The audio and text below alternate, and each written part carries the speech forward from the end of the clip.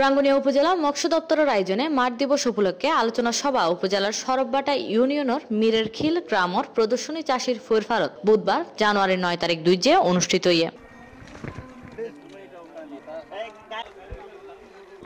National agriculture technology program phase 2 প্রজেক্টের আওতায় অনুষ্ঠিত মাঠ দিবসের আলোচনা সভায় সভাপতিত্ব করে উপজেলা মৎস্য কর্মকর্তা স্বপন চন্দ্র দে। এই সময় প্রধান অতিথির বক্তব্য রাখে উপজেলা নির্বাহী কর্মকর্তা মোহাম্মদ মাসুদুর রহমান। একজন সফল চাষী হিসেবে আমি এখানে অন্যের কর্মসংস্থান সৃষ্টি করব, নিজে স্বাবলম্বী হব এবং অন্যকে স্বাবলম্বী হতে উৎসাহিত করব। টমেটো, পেঁপে, বেগুন সহ অনেক কিছু করেছেন।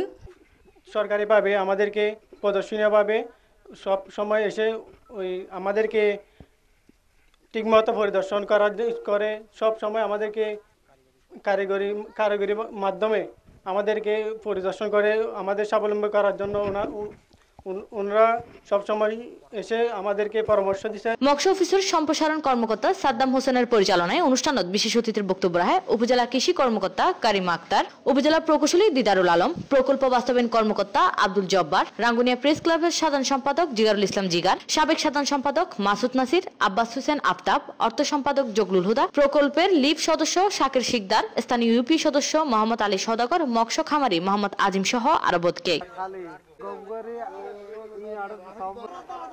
ডেক্স নিউজ, C+ TV।